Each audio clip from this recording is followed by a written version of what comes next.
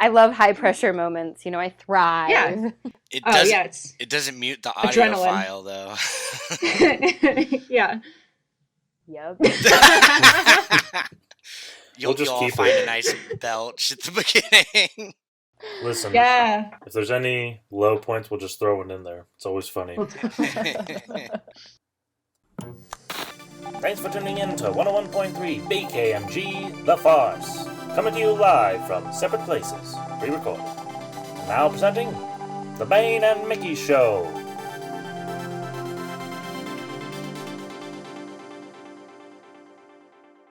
Alrighty, I think we'll get started. Welcome back to the lovely podcast. Today we have special fun times because we have not only one, but two guests. Two. Whoa! That's right, two guests. Surprisingly, Gavin and I have more friends than we originally thought. They're more like Kendall's friends. I just sort of know them by association.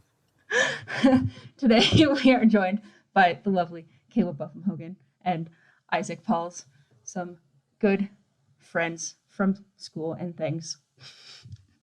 Yes, Definitely. hello. And things. Yeah. And things. Other than my terrible introduction, Isaac, do you have an introduction for yourself with anything I missed? Oh God. Yeah, I'm a friend. I like movies. Sometimes am in them. Yep. That was a spectacular intro. Thank you. How about you, Kaela? Yeah, and thanks for just throwing us on the spot there, Kendall. Yep. That's what I do best. I don't really know. Kendall's a good friend. We were in the Wolves together. That was a great experience. Yes. Awoo. Yeah, that's Awu. Rest in peace. Almost a year now. Looking back. Cries. Thanks, COVID. Cries and wolves. Yeah. Kaela and Isaac are both lovely actors that we've worked with multiple times on the stage and on the camera. Yes, on the screen. On the full screen. On the full screen. And we decided we'd bring them on so that we could talk a little bit about acting. With real actors, not with real little actors. Weirdo bit parts that we've done before. Yeah. Because, Question, do they still make movies in full screen format? Probably. That's a good question. WandaVision, actually, they made it in full screen. Really? Yeah, the first couple people are watching it at home. So. And it's also supposed to mimic the format changes throughout the show. Yeah, so I guess, not literally full screen and like it filled the screen, but it was made in that sort of boxy full screen format. If you get DVDs, how many people own DVDs? I own DVDs. But I'm sure they still have like a setting where you can change it. Not that anyone ever used that setting. Most DVDs like pre-2010 have that. Do they not put that setting on anymore? There's not really a point. Most people have widescreen TVs now. And even then, you get the better picture because if you look at like when it offers widescreen versus full screen, it shows the difference and you're missing part of the image. My brother and I always argued growing up with like our parents being like, okay, are we going to watch it in full screen or widescreen? Always widescreen. It was always widescreen because you just cut off half the film. Right? Exactly. Anyway. Before we get of films and such, before we get Kendall deep into the topic of films, we usually start by asking if you've seen anything good recently. Have you been watching anything good or seen any movies? Doesn't have to be new. Anything you've seen recently that you enjoyed or re-enjoyed. Yeah, I'd say I recently watched, I guess it was a few months ago, but I watched Lady Snowblood. That's one that sticks out to me. It's like a 70s Japanese samurai film about a woman on like a revenge. It's pretty much just what Kill Bill is like, just straight up what it's based rips on? off. It's a little bit different, but like it's like the soundtrack, that like Kill Bill. That is like straight ripped out of Lady Snowblood. Like those moments of like the close up on the eyes and that like music blaring is like. Is Snowblood, is that the original one that it's based? Because doesn't it say in Kill Bill it's like based on? Yeah, Sense. and it's based off of a manga, Lady Ah, Snowblood. okay. But it's awesome. It's way better than Kill Bill. Good to know. I'd have to say, if you weren't convinced that Tarantino may or may not be a hack, There's your first hot take of the podcast. Well, listen, I feel like no it's an nude important ideas. question. How much feet is in it? Because like that determines a good movie. I feel like That's like the fair. Owen Wilson scale. Like how much Owen Wilson is in the how much movie Owen Wilson determines how good it is. Is it less? It's better, or You gotta have more. The more You gotta wow, have the better. more. Wow. always more Wilson. Yeah. Because you gotta get the wow factor. Wow. Okay, well, what about you? I know we're asking like, theater students, so like, is time a thing? God, yeah, what is time? I don't know. I feel like Isaac is much more the media buff more than I am. I get in a comfort zone with something and I'm like, I'm gonna watch this for the next year. That's And pretty much most of like the past few months, I've been watching a lot of Buffy the Vampire Slayer, rewatching that. And Isaac was talking to me about the show Angel, which takes place after he leaves the show. So I've started watching Angel alongside Buffy to like get both perspectives of the story. And it's like I love 90s garbage television shows. Like Charmed was one of my favorite shows growing up. So all of those, I'm just like, I'm a huge fan of that. So have you ever watched Dawson's Creek? I don't think so. Maybe I have. I haven't watched it either. I mostly just know it because of James Van Der Beek. But I was surprised at how many people did not know of Dawson's Creek or who James Van Der Beek is. I feel like if you like grew up in the suburbs or the Midwest, you were either a Dawson's Creek family or a One Tree Hill family. Oh my gosh. See, Kaela obviously was a One Tree Hill family based on that reaction. I don't know what you're talking about. Oh my gosh. Gavin, what have you been watching? You watch too much stuff. No, I don't. I watch the appropriate amount for 5 people. Now I've been rewatching some old favorites. Like I rewatched both Guardians of the Galaxies. I watched About Time again, and then the only thing I've watched recently that I haven't seen was Final Destination 5. Oh, I see. Gotta watch that 5th one. You can be jealous. It's okay. Kendall, what smut have you been watching? I rewatched Spider-Man: Homecoming. Lame. And then my friends and I were gonna watch Far From Home, and we didn't get there yet, so we'll have to rewatch Far From Home. And then I started rewatching Lost, because one of my friends just started watching it for the first time, and I was like, I miss these characters, sure. so I started watching it. I'm like halfway through season 1, so we'll see how long I actually continue to watch it, because it falls apart. But shows don't do that. I enjoy Shows don't fall it. apart. Yeah, I feel like That's after the never second happened. season, it's just like, oh, so the Like- island is more than just an island? It's like Yeah. an Heroes. underground island?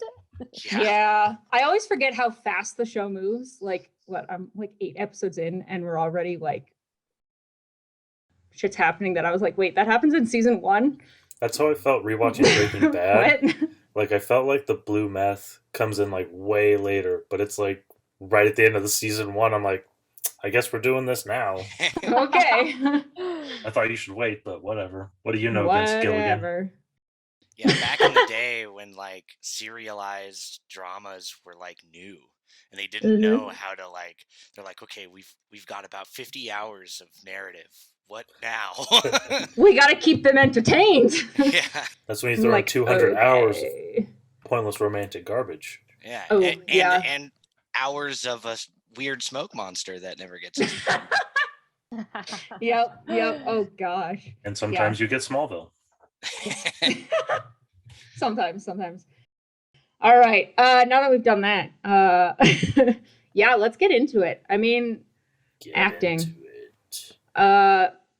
How long have you been acting? That we'll hit it with the big one right off the top. Damn, Kendall. I guess clarifying question.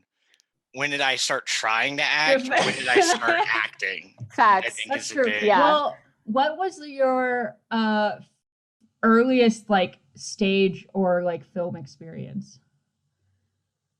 I used to make home videos in like elementary school, and Yes. all the way through high school, I made a lot of video stuff.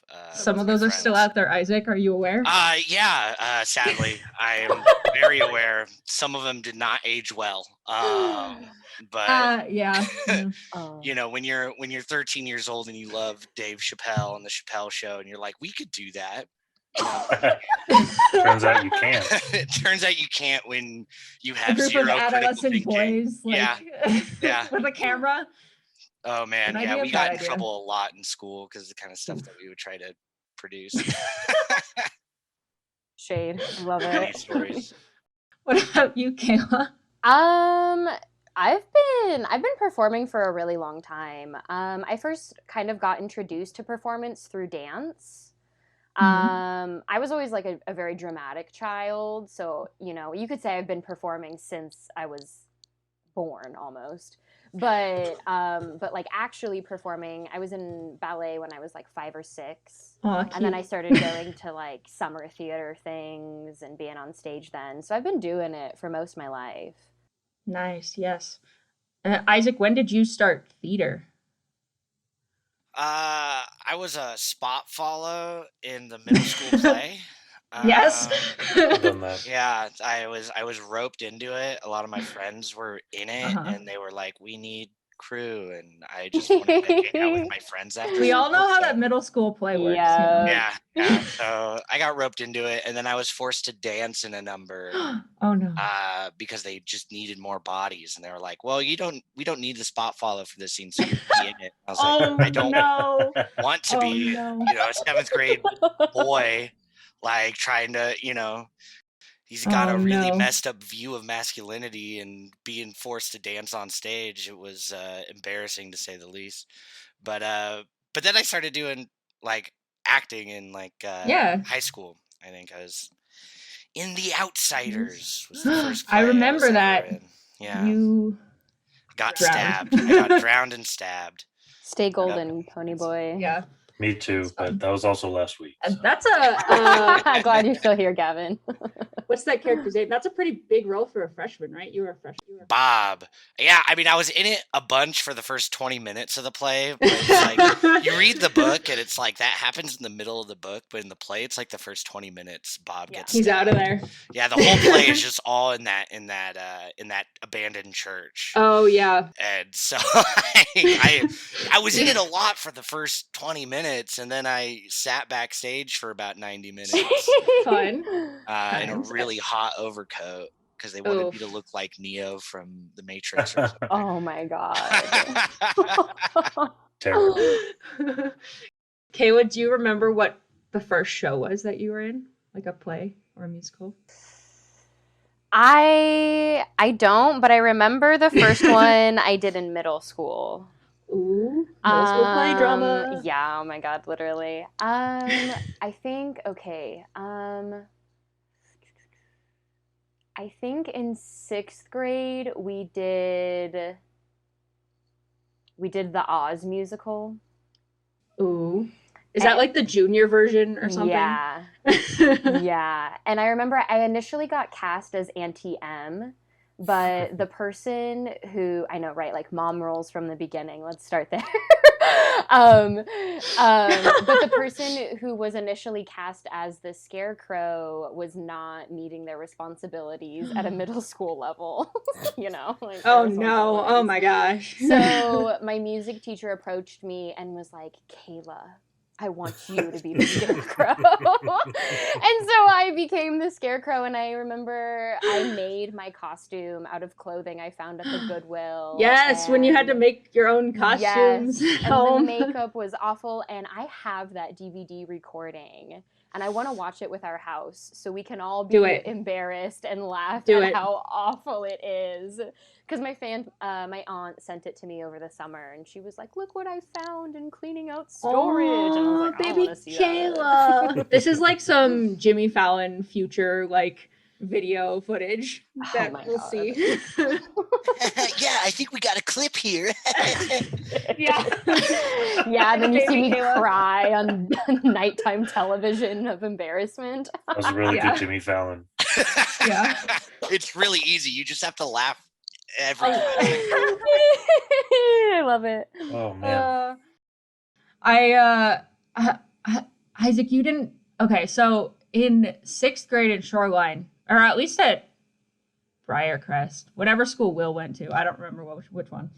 They had to do a play. Like everyone was forced to do it. It was like the 6th grade, like end of year. You didn't come to Shoreline until middle school, so you didn't have to do that. No, I was in Shoreline in 3rd grade. I was at Ridgecrest. Oh, okay. But we did like Ricky Tikki. Oh Tambo? no! What's that? Ricky Tikki Taffy. Yeah. the like xylophone puppet play. That I feel like a lot of elementary schools do about the kid falling in the well, and I did that, but that wasn't like a play. We never really did like a play or anything. Yeah. Right? Oh, it's awful the things they make you do. That's true. We did like home videos though in elementary school. Yeah. And I was never allowed to be in them. Oh no. Yeah. My friends were always like, oh, I was like, oh, can I act in this one? And they would always be like, no, you're so good behind the camera. I think you should just stick look to at that. You now, Isaac. Yeah, I know. They never tell you have a face for radio. Exactly what it felt like. And I was just like, okay, yeah, I'll hold the camera. So you were kind of wanted to perform for a while, and then no one really gave you the opportunity until they didn't need a follow-up. Yeah, I always kind of have been a performer. I used to do like music stuff before I started doing theater, and like I've always had, my grandma says that when I was a kid, I wanted to be a like comedian chef. Oh, I love who it. moonlit as a magician. Like, yes. I mean, I'm waiting for this. Great. That's a show right there. This is a TV show. Gavin, start writing. When I took, that like personality career test that you take in high school, my top one was a magician. I don't remember what mine was ever. Which felt like such a slap in the face. I'm like, wow, my personality is best a magician. Like, have you seen what those people are like? You could be like... They're so pageant. There's so much pageantry in like being a magician. Yeah. I feel like you could nail it. Just do a lot of hand motions. And... That's what your acting education has led you up to this point. Yeah. Magicianship. Mm-hmm. Yeah, I'm gonna move to Vegas after. What you do is a comedy cooking magic show all at once. There you go.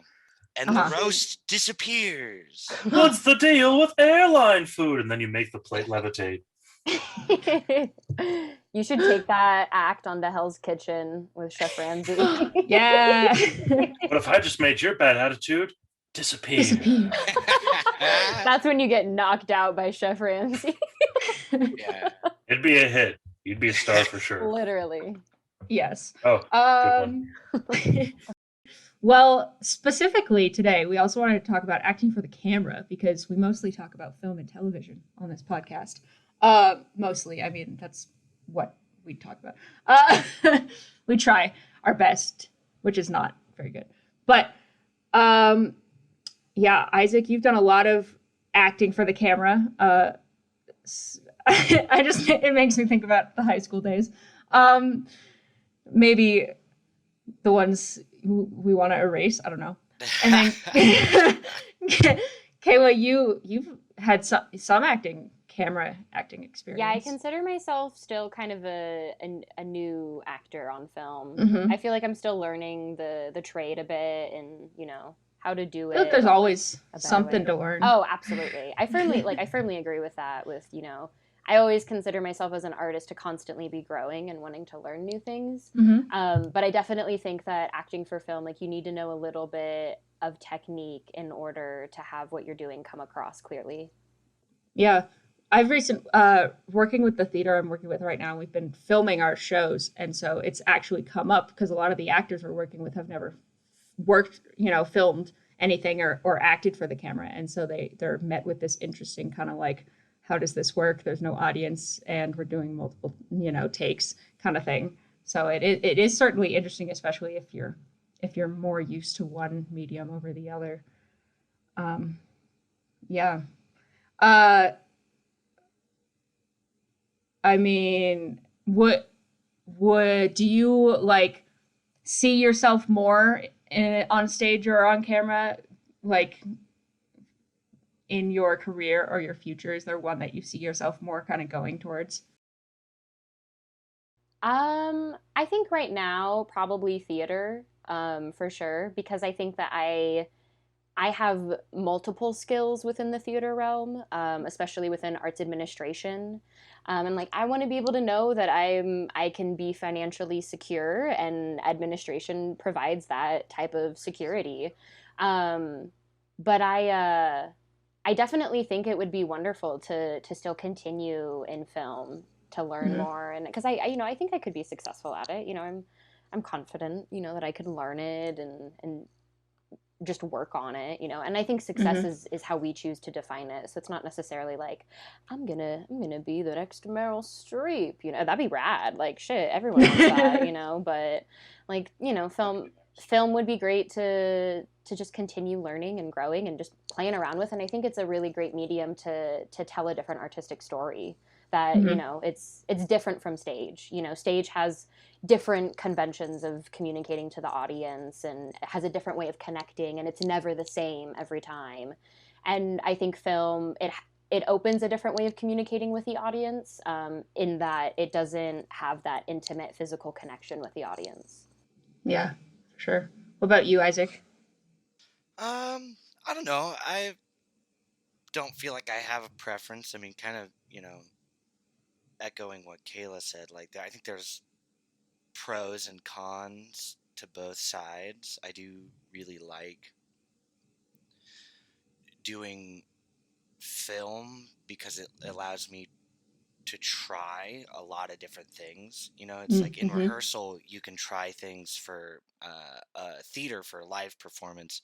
You can try a lot of things, but ultimately you're going to make one choice right at the end, and you have to stick to that, right? But with film, it's like I love being able to like give the director like a bunch of options. Oh, I could do it Oh, this way, I mm-hmm. could do it that way, and we can film each way and then let the editor and director decide later what fits best.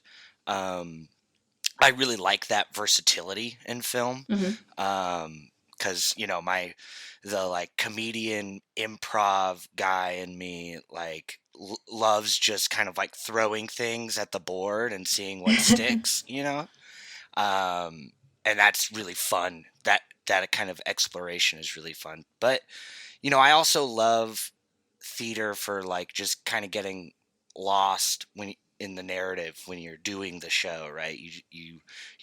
It's linear, right? You're doing the scenes. You're not filming out of order or Mm-hmm. anything. Like you just kind of go on the journey of the story, and that's sometimes easier to kind of get in that character headspace because you're kind of living it for the next 90 minutes to 3 hours. But in film sometimes it's hard. It's like, okay, oh, show up to call. Oh, we're shooting the climax right at the beginning of today. Okay, give me like 10 minutes, and I'm gonna have to like get in that headspace because Yeah. I can't just like jump it. There's not a lot of like tarmac to ramp up into it. You just kind of Yeah. gotta like be on, and that's challenging. But you get so many different attempts, so it balances out. So Mm-hmm. I hope to do both.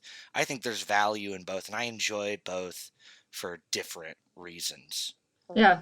Yeah, for sure. Yeah, I would say bouncing off of that, like it is certainly hard with film, like even just having like going across multiple days or sometimes even months or weeks, however long you're shooting for. You're constantly going like in and out of character, maybe more or too much than you would be like for theater. You're always kind of like you have your set like rehearsal time kind of thing or whatever. But like for film it's kind of just it can be kind of sporadic and you Yeah. know can be messy.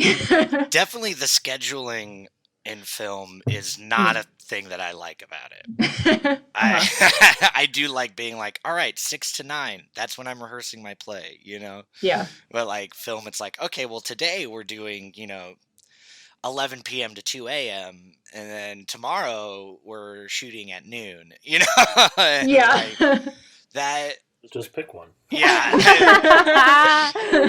That kind of just like screws over any kind of routine that you have set up for yourself as a human being.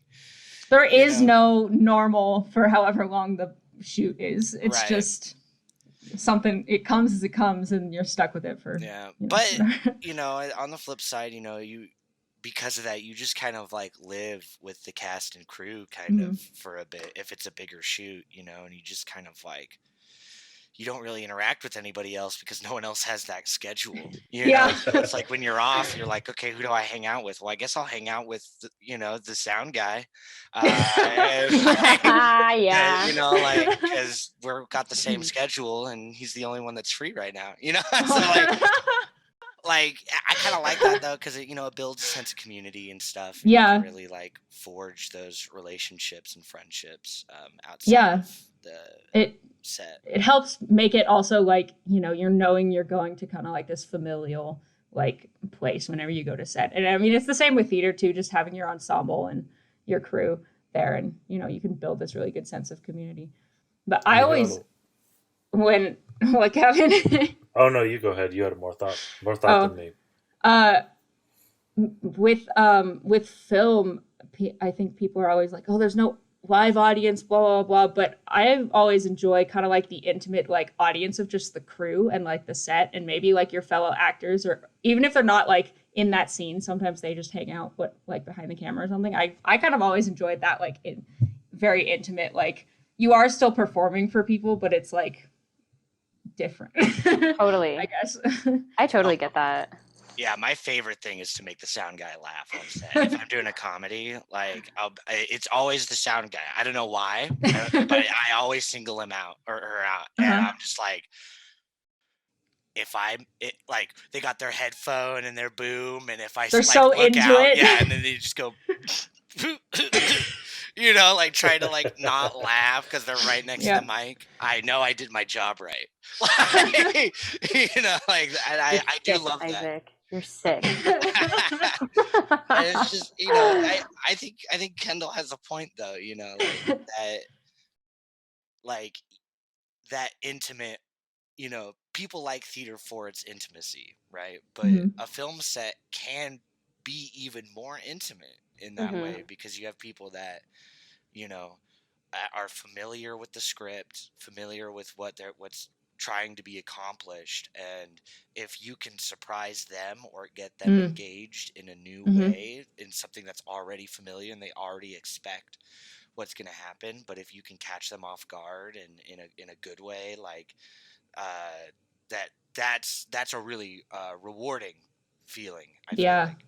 Yeah, or just really being moved by a performance, even if you know what's coming. Maybe you haven't done this scene yet and you're like, holy crap, that was the best thing ever, and you're just like standing behind the camera like, okay, we're done, what's no more need to film.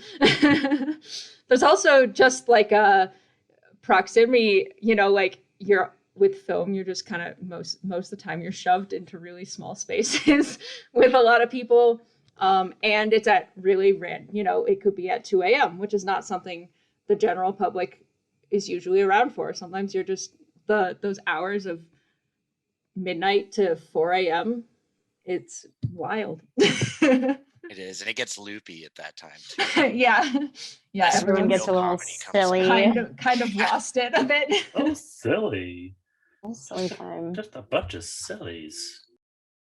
Do you have any like a favorite set experience, either for film or theater, or like a best memory or best experience or best project? Best is best objective. Favorite. Or subjective. One you think of often, fondly. Yeah, I do think of working on that central Washington University, for our viewers who are not familiar. Mhm. I worked on a series, Two Pints, and that was a really fun experience because the 2 pints. yes, you both worked on We that did, as well, and that was a really, I mean, like any production, like there were some hard moments, but I just, it was really fun to get to explore in that. I really felt like I had freedom to just kind of like play in that comedy, especially in the scenes that were in the lounge. Those scenes just were just like, it was just me and playing around with other actors like Ben Usher and Emma Tyree and stuff, and just like trying to be as goofy as possible and trying to make them laugh, and trying to make the sound guy laugh and trying to make everyone laugh, and just by like, well, I was just told to just do something, so I'm just gonna, I'm silent for most of this scene, but what can I do that's still engaging, of just like looking absent-mindedly at a computer screen, I will say there are plenty of times, I've seen most of the edits, but even I was helping Kevin with some of the early on editing. And sometimes if you just like, you can watch a scene, one of those scenes over and over. And if you just pay attention to a different person each time, you're surprised by what is going on in the scenes. It's crazy because there's just, you all had so much like freedom for those, especially those like lounge hall moments where it's just like, okay, what is dissertation guy up to this time? Like, exactly. Back there in the background. There's a lot of comedies and movies. Like me and Kevin were watching Jay and Silent Bob Strike Back, and if you just watch like Kevin Smith as Silent Bob, it's still like it's amazing. Just all like the little subtle nods and shakes and everything he does, even though he's never really talking, it's still like really entertaining to watch. Yeah, right. There's some great stuff. And that's why they tell you to always keep the camera rolling, because you never know what you'll capture. That was the best stuff, and I feel like that we got in that was like the ends of scenes. The page was over, but we just kept going, and we discover some really weird moments that were honestly just like made me cry from laughter. And I think a lot of them kind of made it in. I think quite a decent amount of them made it in there. So it is still a work in progress. We have to check in with Kevin again, but it is coming. Oh, actually, I was just talking to him sort of recently. He's doing mixing on it, so. Oh, nice. In the next 3 to 5 years, we'll probably actually see the first episode. I'm just kidding. It'll maybe come out in 2022, if we're all lucky. Oh my gosh. I remember, this probably was last year or maybe the year before. They all sort of blurred together, but he's like, if I'm still working on this in a year, I'm going to be so upset. And here he is. Kevin, you did a year this and to a half yourself. or almost 2 years later. Still doing. Yeah, I'm pretty sure I did ADR like 6 months ago. Yeah, you were in our apartment when we were moving, I think. Yeah, so there was like nothing there. Yeah. And he was having everyone over, and I'm like, I'm sorry that our apartment is the stupidest thing right now. Yeah. Would you like water from the tap? Yeah, I did ADR, and then he paid me by getting me plastered. Yeah, he did. Yeah, he did. Drunkest I had been in a long time. I haven't been that drunk since. That was kind of right at the beginning, of like lockdown. Everything. And you're kind of like, okay. Kaela, what about you? Do you have a...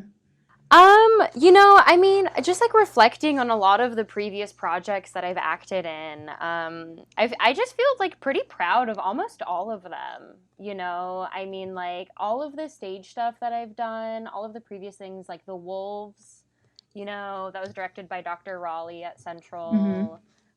That was such a wonderful experience and really challenged me as an actor, in my character creation. Because just that role is a challenging role to execute. And it was such an honor to be able to play that, and be able to work with Dr. Raleigh in that. And I mean, before that, I was in Stupid Fucking Bird with Patrick Yeah. Disney, and that was wonderful. You are also a part of the crew for that. You did props for that, and you did an amazing job. You really helped us like ground the world for the actors, and you worked in the scene shop too, so you were part of all of that. And then before that, I worked on a show with Isaac, Round the Mountain, and that was for our Ghostlight project at Central. And that was so absurd and so much fun. And that was like the first show that I was like, I put blood, sweat, and tears into this show because I remember we built that set the night before. Oh my god, that was crazy. But yeah, it wasn't the night before. It was first tech. It was first tech. It was the night before everything else had to keep going. You know, making sure we could get our lights going and everything. It kind of sounded like night before opening. We're still doing the set. We were more on top of it than that. All right. You were super on top of it. That's why we got the setup, is because you were on top of it. A great show. That was my mistake of the first theater introduction I gave to Jack. So he has really high expectations every time I tell him to come see a show. He's like, is it like Round the Mountain? And I'm like, well, no. But a show like that will never go I'm like, I don't know. Washington ever again. I don't know if you can find another show like that, Jack. I'm so sorry. But he did really enjoy Stupid Fucking Bird. He enjoyed Round the Mountain more, but he did enjoy Stupid Fucking Bird. We really got away with murder in that show. Yeah. Literally.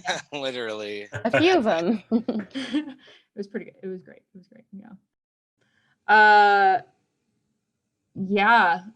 Gavin, I'm running out of questions. I mean, I have them all here, but I'm not very organized.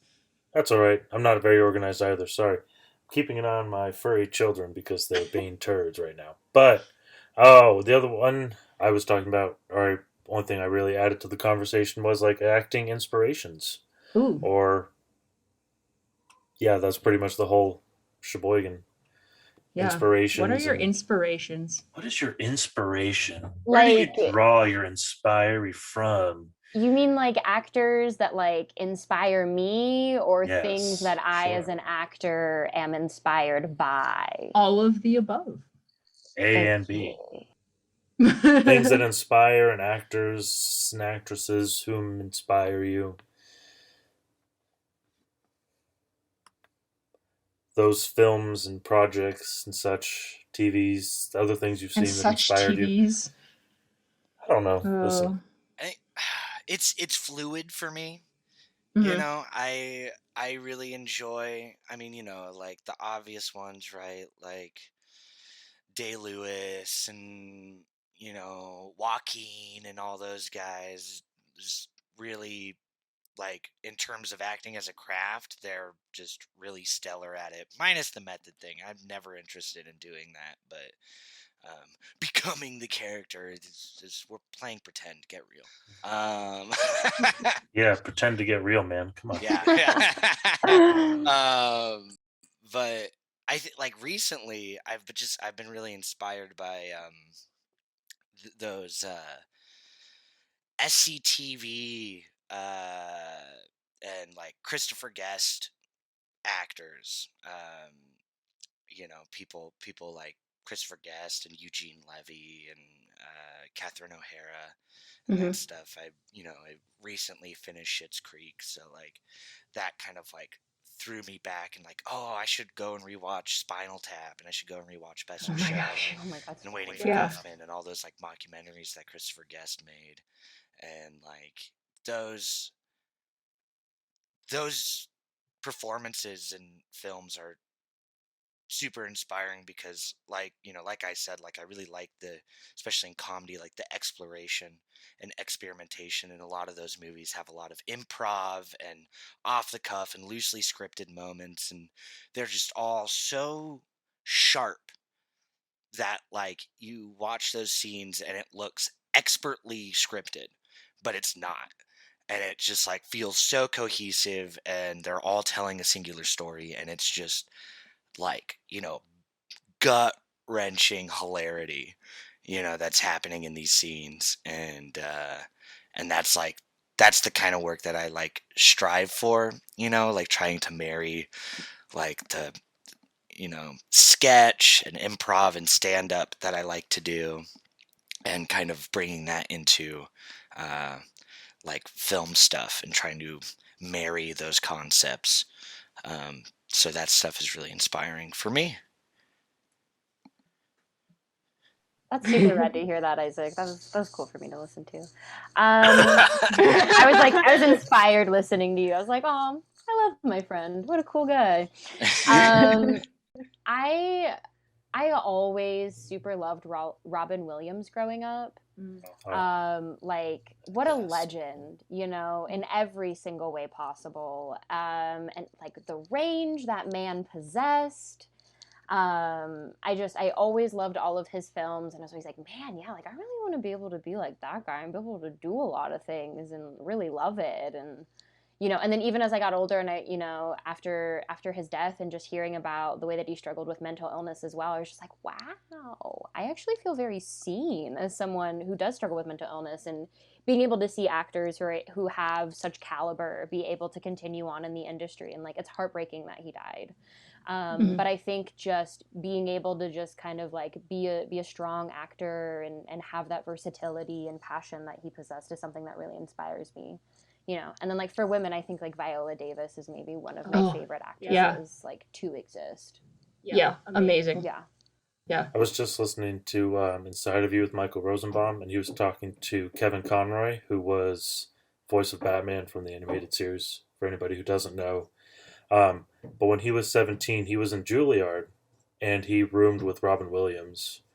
So, and he was talking about how like Robin was always on, and just kind of, it was really cool to live with him. And there was a point where, so like apparently Robin Williams was dating this girl, and she lived in like LA, and she broke up with him, and he like, that's kind of when Robin super like really lost it, and it was like a really human moment. He was talking about how cool that was. Wow. Yeah. I did not know that. It's crazy. Yeah. And Kevin Conroy knew Christopher Reeve. The original well, not the original Superman, but the most popular original Superman, I guess. Definitive Superman, right? I would say so, yes. That's insane that because I would say like Kevin Conroy is like the definitive Batman for me. He is. Like, then they knew each other. That's really weird. That's weird. Small world. You should listen to that episode if you get a chance, with Michael Rosenbaum and Kevin Conroy, because Kevin Conroy's life is just like, it's freaking wild, man. Yeah, I don't know much about him.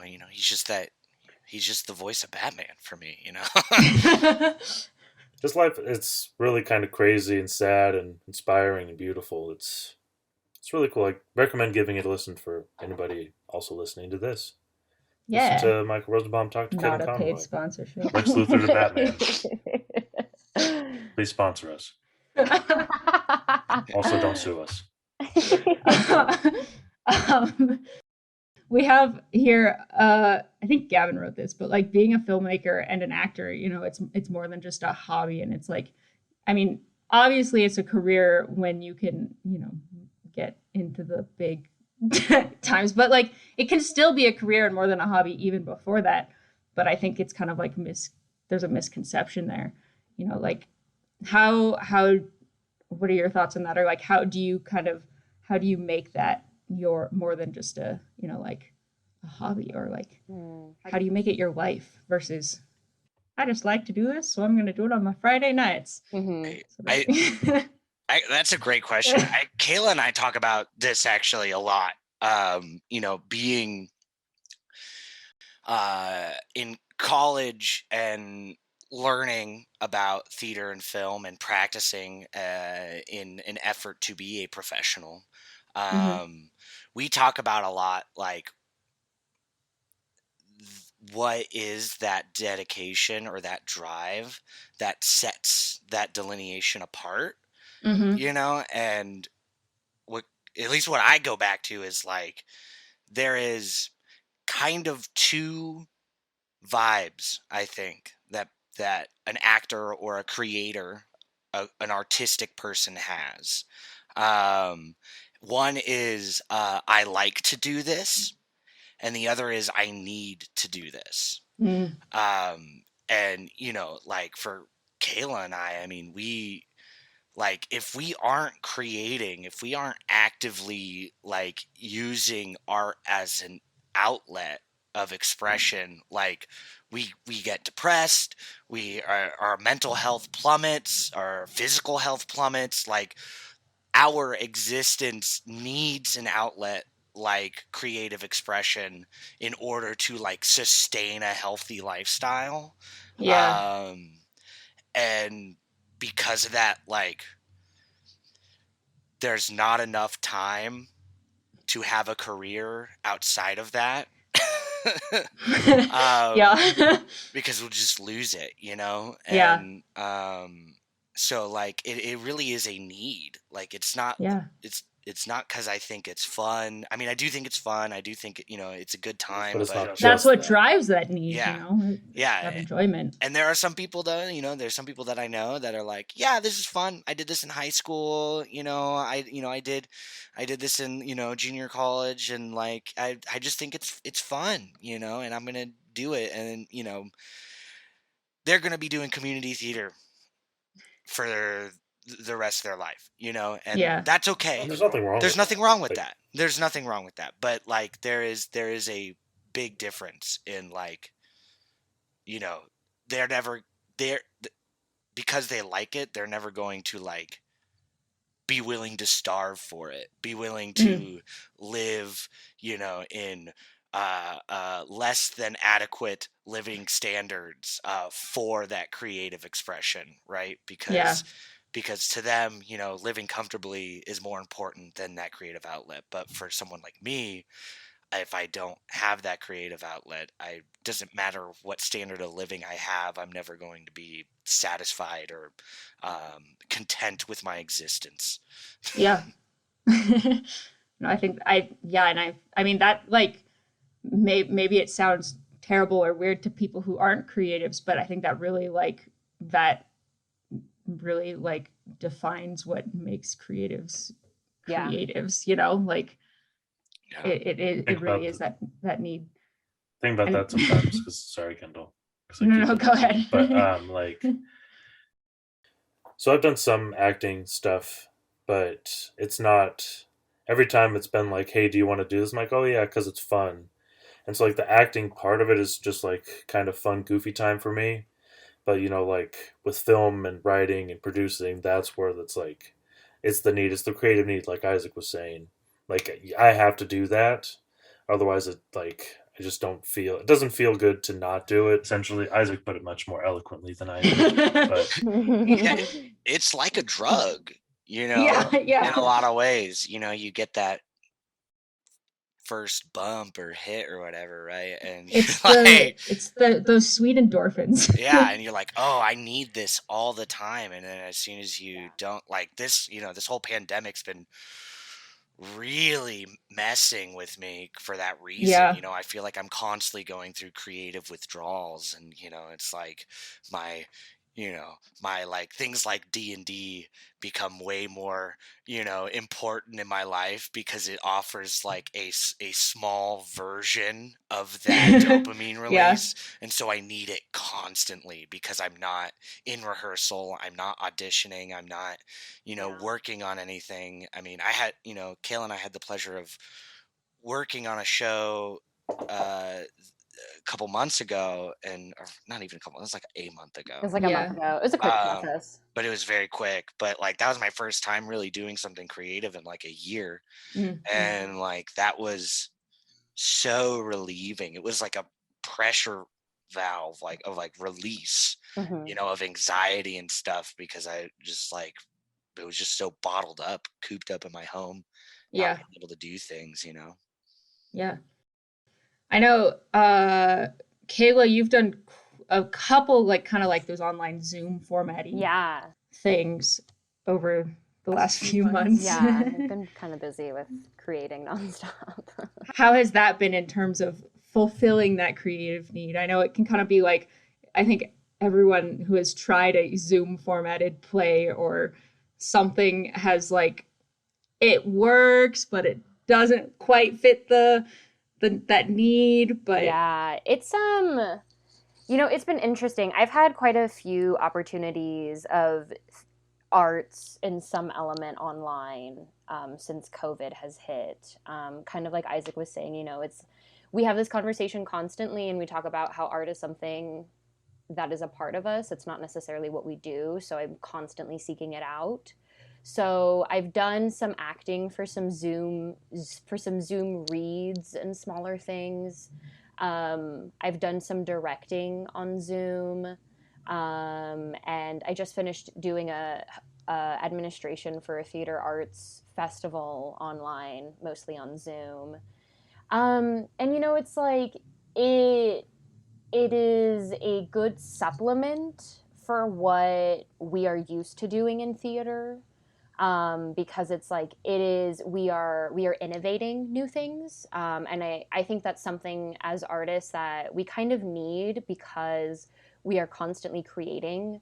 So now that we're kind of met by this new obstacle of having to be distant and having to create through our technological devices, we kind of have to challenge ourselves as artists to think in an even more complex way than I think we already do. I think artists kind of, we can tend to look at the world in very different ways than other folks, just because we're like, well, this is like this tree is beautiful because it's beautiful. I mean, look at this tree, it's beautiful. And like I could stand and look at a tree for 2 hours just basking in its glory, because I'm like, wow, this tree is so creative in all of its forms, and how can I create this as an actor, or how can I create this as a director on stage? How can I get these new sightlines through like what a branch would look like? And so I think that it is good and a supplemental value, that it's something, and that it still gives us a way to connect in a kind of superficial way. And it gives us, new ways to do new things in our homes, which I have been stuck in my home for a year.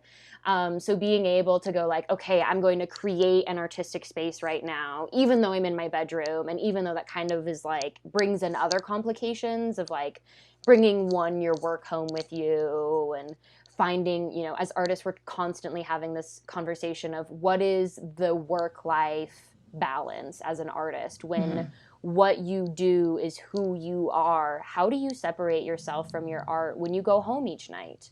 And so I think that with Zoom, that brings an even higher level of difficulty with that, especially for actors.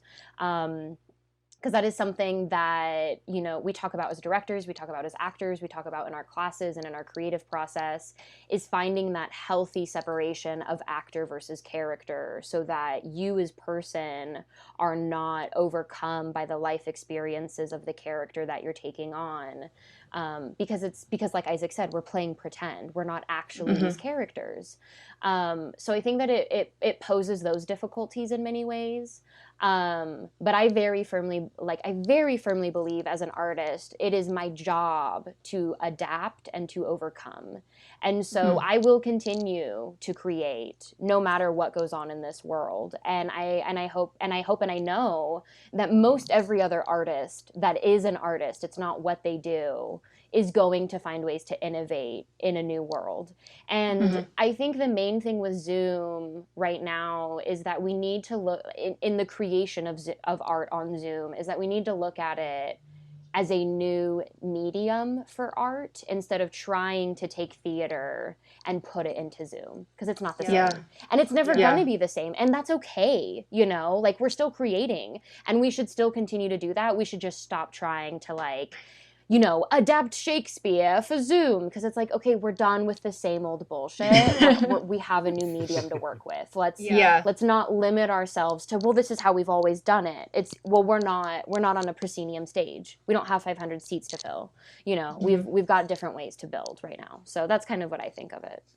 I think we're kind of getting to that point too, where we're figuring out that Zoom is a new medium. And instead of, I've seen I have various friends who are doing, online formats. My friend is directing a kid stage performance of She Kills Monsters, but they were able to get the writer to readapt the script to this kind of online Zoom format. And so it'll be interesting to see it. That's awesome. And see what's been changed and how they've kind of adapted it. But I know there's been a couple things like that where people have either adapted the script or written scripts specifically for the format, and just kind of played around with it to kind of, I mean, it is it's a new, completely new medium, entirely different. It's kind of like when in our devising class in the spring, Kaela, when we were trying to figure out our final projects. Yeah. And really playing with that. We were really able to experiment and play with Zoom in so many different ways.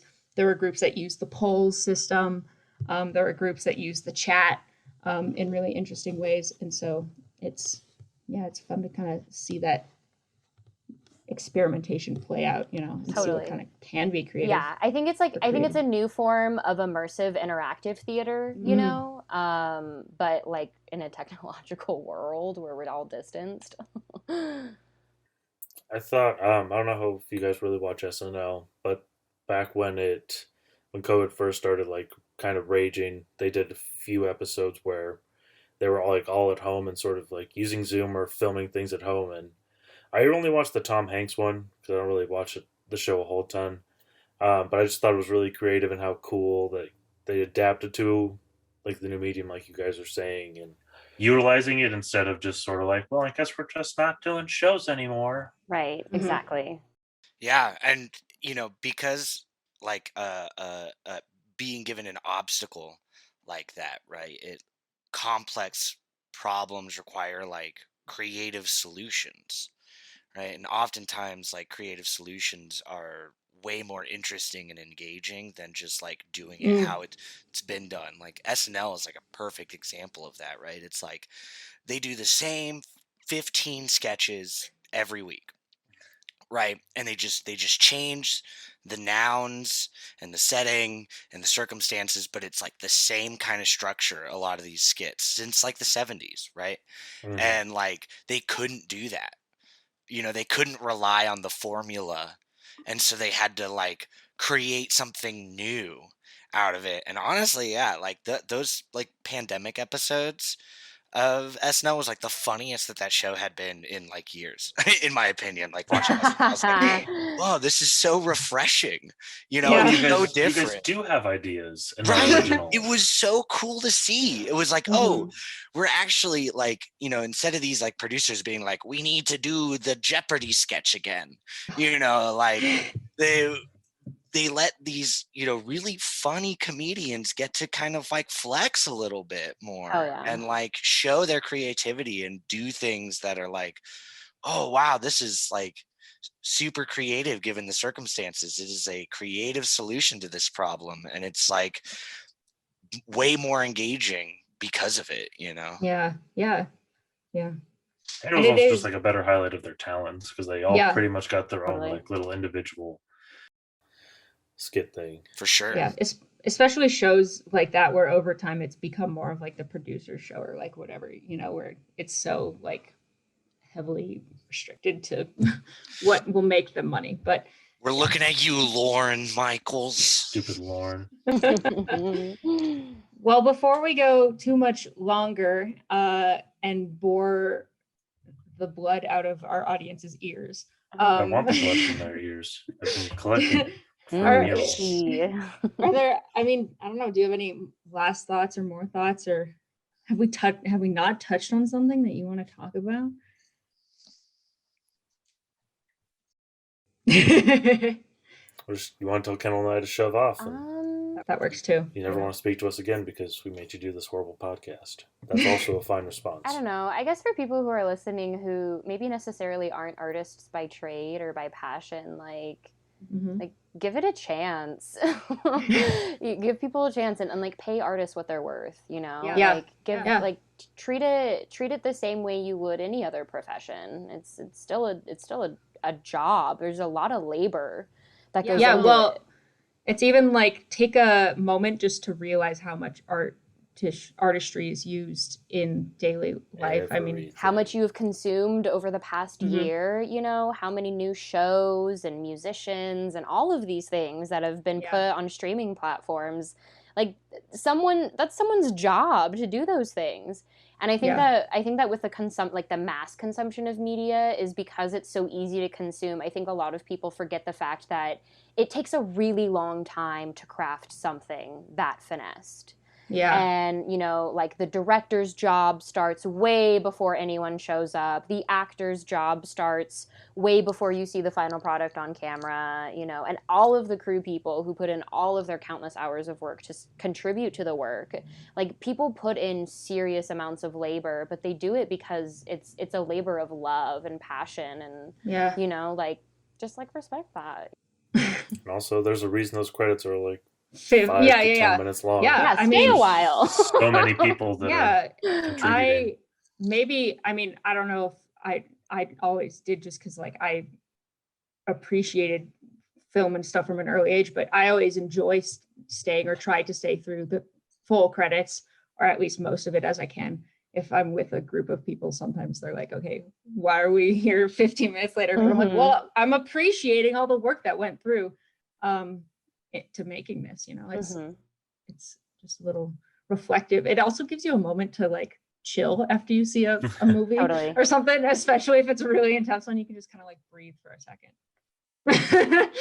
But sorry, go ahead, Isaac. It just makes me think of that, like, I don't know if you've seen that, like, it was some newspaper or something that had like a poll of like what people thought was like the most essential workers and the least essential workers, and like artist was like the least essential worker in society, like above telemarketers. Oh. And I feel like that's a problem with like viewpoint. Yeah. And that's a problem. That's like honestly one of the bigger problems, not just with our country, but with a lot of them. Not to get too political sounding, but like it's just that people don't fully think or understand the scope of what artist means, because artist is so broad. Yeah. Like when you think artist, I feel like a lot of people think like painting or acting or all the more like, they're not floofy, but like they think of the floofy, not hard to do jobs that like, I don't know, they just have a very sort of elitist view of it, it seems like. So they don't think of it as essential, but when you think about all the work, like Kaela and Kendall are saying, like there's so many people that put work into it, and they're all artists too. Absolutely. Well, I think with that same article, Isaac, or something, someone then took that and was like, okay, we'll see this graphic here of this chart. An artist made that, they designed that, and this article literally next to it, a writer wrote that. Like the writer wrote and interviewed all the thing. It's like, well, you wouldn't have this information without the artists making it accessible to you. So it was very. Yeah, it's insane. It's insane to like, the viewpoint is weird. Like people really take it for granted, and it's like, I just think it's like, oh yeah, artists, I hear people's opinions of like, wow, why are we going back to, like people trying to make movies and stuff like that. I remember there's a lot of like flack like Tom Cruise is getting for trying to film the new Mission Impossible, right? And it's like, say what you will about Tom Cruise, say what you will about like big studio action movies, but like though, like if we didn't have people doing that right now, like this pandemic would be so much harder. There wouldn't be new content for everyone they'd be, like literally all people are doing is watching Netflix all day. Right. And even just using the old content. We have to talk about The Office all the time. I mean, and there's plenty of like shows or whatever that have had to be canceled or postponed. And people are like, oh, but why? Blah, blah, blah. And I'm like, okay, do you want it or do you not want it? Like, make up your mind. Choose. I hate artists, but why are all my shows going away? Right. Yeah. I hate artists, but I want them to entertain me for free and make me not have to live in the reality that I live in. Okay, dance, monkey, dance. Exactly. Yeah. Banana. Oh, man. Yeah.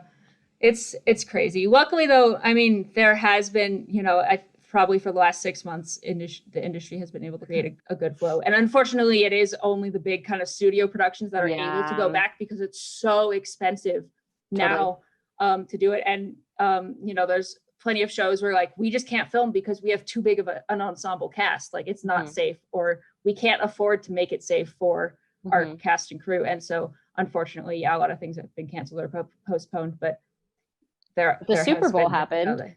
Oh my gosh. I know. Yeah, no one's talking about the No one's sports. talking about that. Not to bring it up, but we can't film a movie. Like, go away. Or we can't even go see a movie, like, or go to the theater. Yeah. Like, so we can watch these guys attack each other for 3 hours, but I can't go see a 2-hour play. Tell me a bunch of men in see the spandex superheroes tackling each other is not entertainment. No. Not if I don't care I about hate to them. break it to you, Kaela. Or have no interest in seeing them attack each other.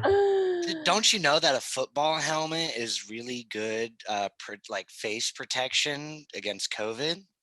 They should just put plexi in it. It's so good it gives you a concussion instead. Yeah, you get the COVID knocked right out of you. It just knocks it right out of you. I hope that was somebody's trash talking lines like, buddy, I'm going to knock the COVID right out of you. Yeah, what goes on? I'll knock that COVID right the fuck out of you. Meanwhile, the Broncos get tested positive a day later. Gosh. Wow. Yeah, it's crazy.